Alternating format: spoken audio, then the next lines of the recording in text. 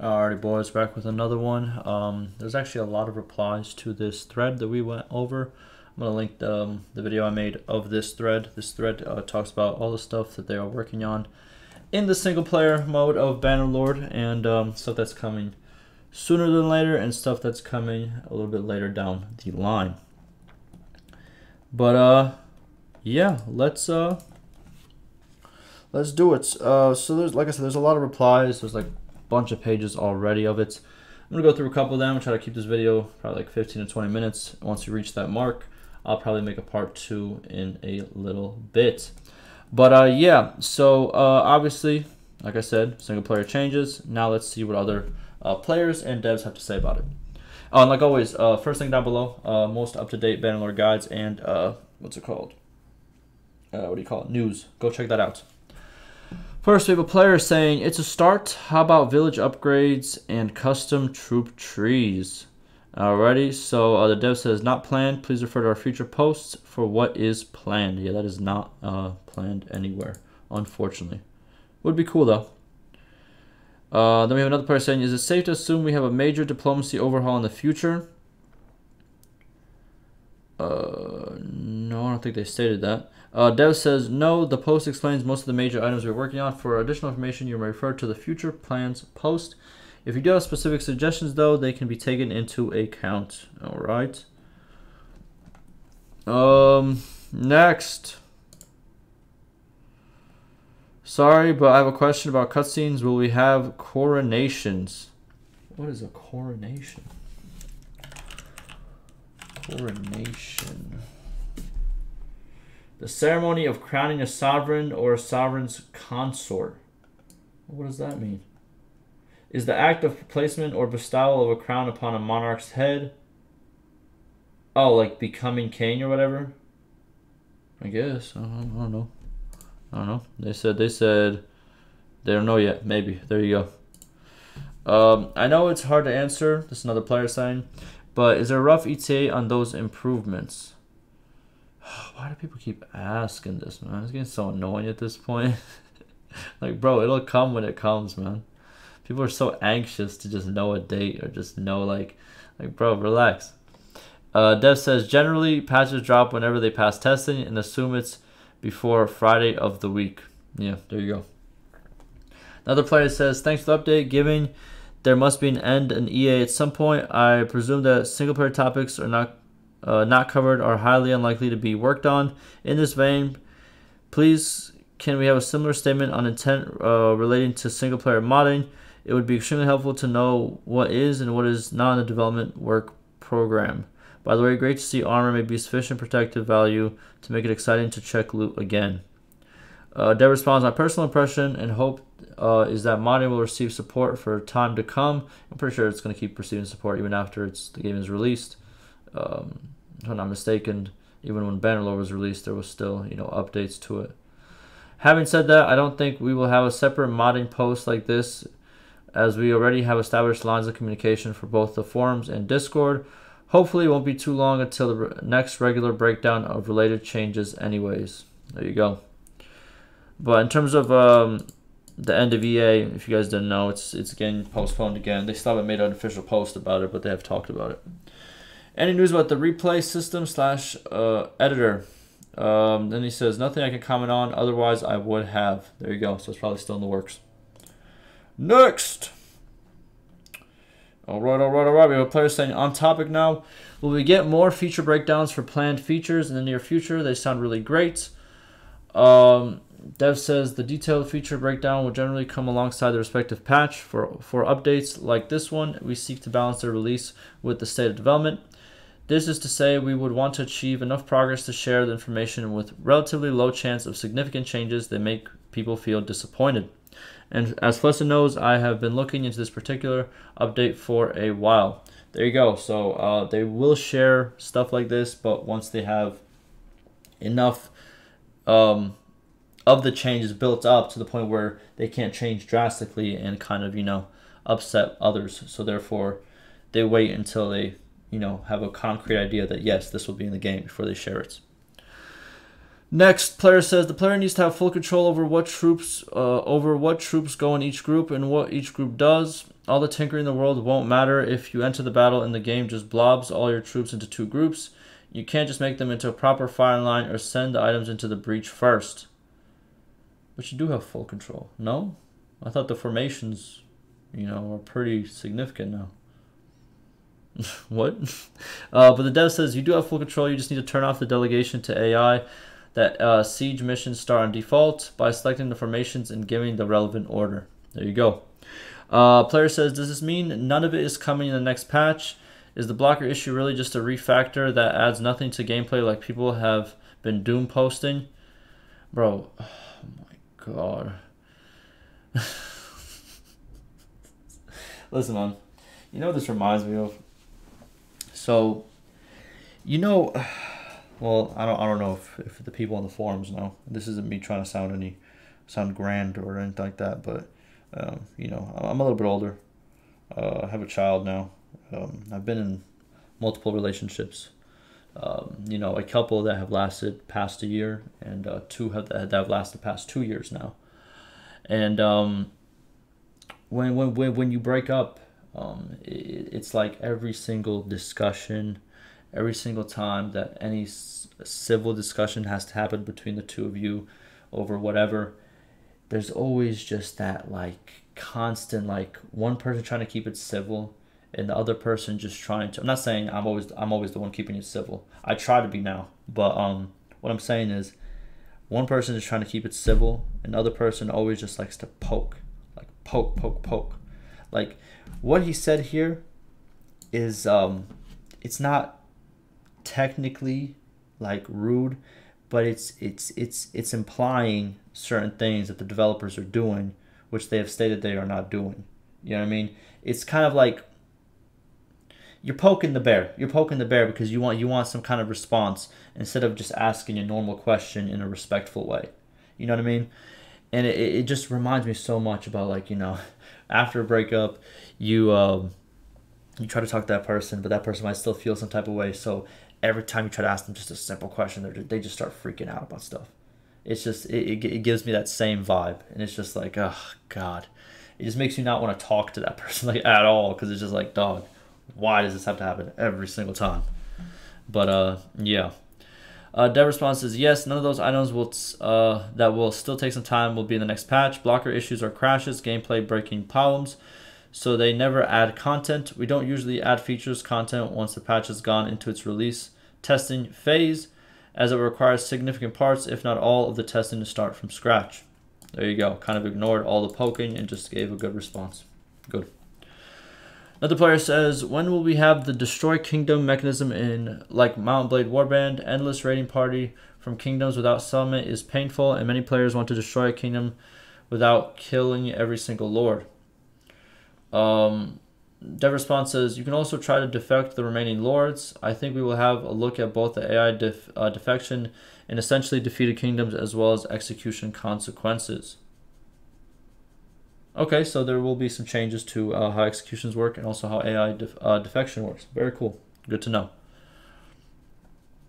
Alrighty, then another part says, or same guy says, about party templates. As a modder who has the troop tree mod, I want to ask, will such update destroy the troop tree mods? So he's talking about some mod right over here, okay? And the dev response is, we intend to make the system moddable via model and XML. Sounds good. Next. Oh god, same guy. He says, if you mean we will in an upcoming version, that's good, but we absolutely cannot keep the groups we set in pre-battle deployment after we click ready. The game clumps them into arbitrary groups depending on siege, gear walls, and we cannot separate our ranged and infantry, control them in a useful way. This causes various problems such as not being able to issue SW to make infantry use shield without also making ranged units get close to shoot effectively. And of course, not being able to send infantry units ahead with ranged and support positions and such. Okay. Dev response says, I read your initial statement as, I am unable to give formation orders in sieges. What you are describing here seems like a different issue, which I'll bring up internally. There you go. And then he continues, the player says, it's medicine stuff, isn't it? You didn't list medicine in future plans and other skills. And you didn't respond to my comment about because it's coming soon. Okay.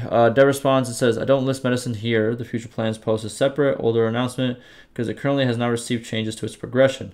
I think it would be one of the items that will further investigate it after the first batch of changes hits. There you go. So maybe medicine, maybe not medicine. There you go. What else we got? We got more questions about the defections and the executions, but like he states, the dev states, they will be having another look at balancing those two. Cool.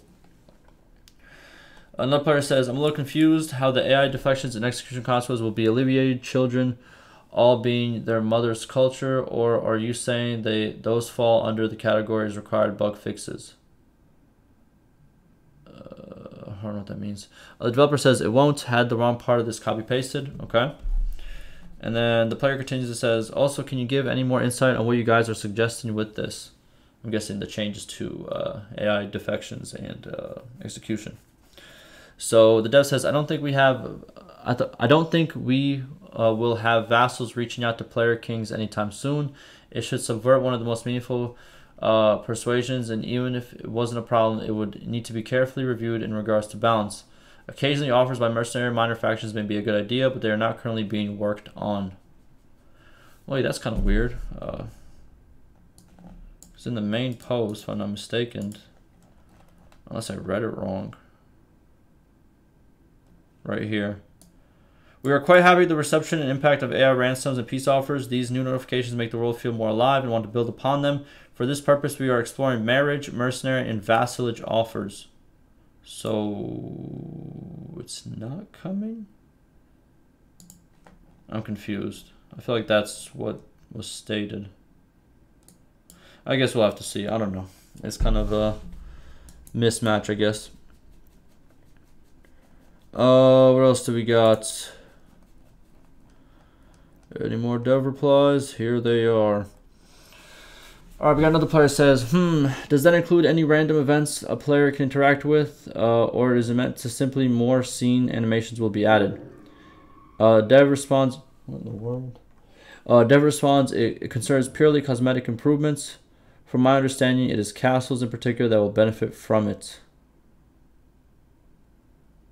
Okay, this is talking about the how they want to make castles feel more alive, kind of like how towns are more alive. If you run through a town, there's a lot of different NPCs doing different things, and I think they wanted to add more stuff to castles. Alrighty. He's just restating something that he said previously. Then we have another player saying, not gonna lie, this is good to hear. I mean, it's a hard decision to make because you cannot turn on that decision and give certain sensation of real life.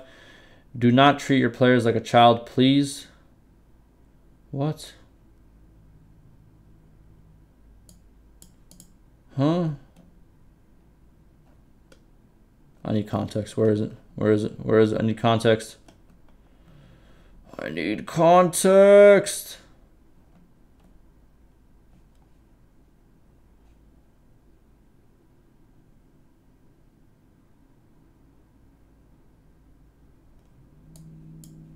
I don't understand. Do not treat your players like a child, please. I'm guessing he means like don't dumb down the game or whatever. Yeah. All right, let's move on from that.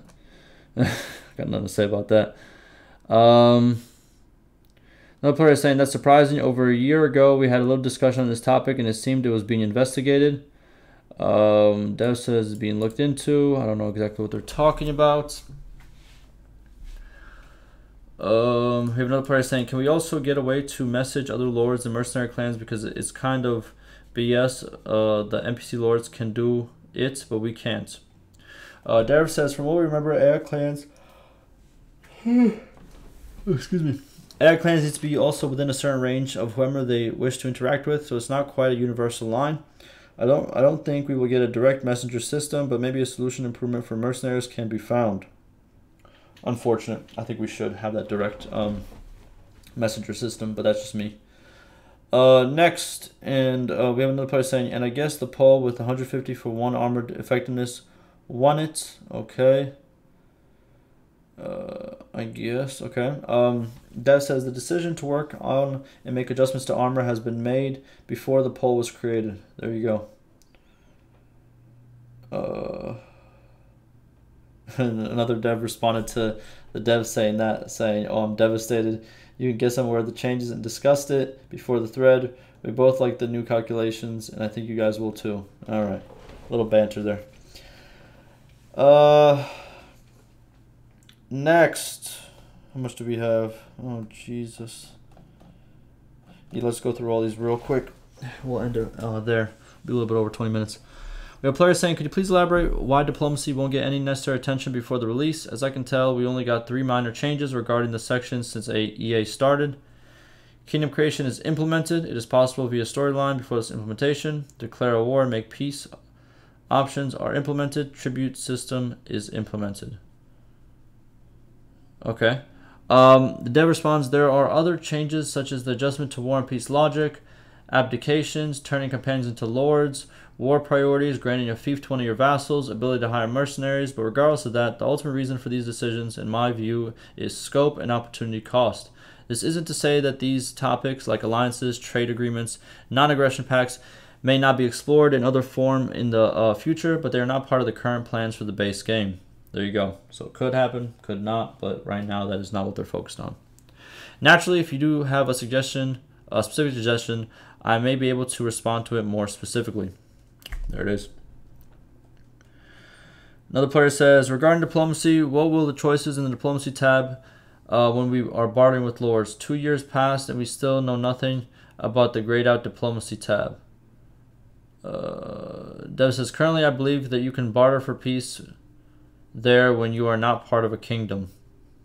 Alright. Then we have another player saying, what are you doing? Stick to the script. You work together in the EA with the community and couldn't have done it without their inputs. Okay, he's memeing. Okay. Then we have another player saying, is there a plan to eventually make all locations unique and only towns? Yeah, I'm pretty sure that is the focus. But the dev says there may be some additional village or castle scenes, but the focus has shifted elsewhere. Well, that's unfortunate. So I guess, you know, some villages and stuff might be the same. It is what it is. But that will do it. I'm pretty sure there's a lot more dev replies that we're going to get to. Excuse me, a little bit tired. In a part 2. But that'll do it for me. Let me know what you guys think, and I'll see you in the next one.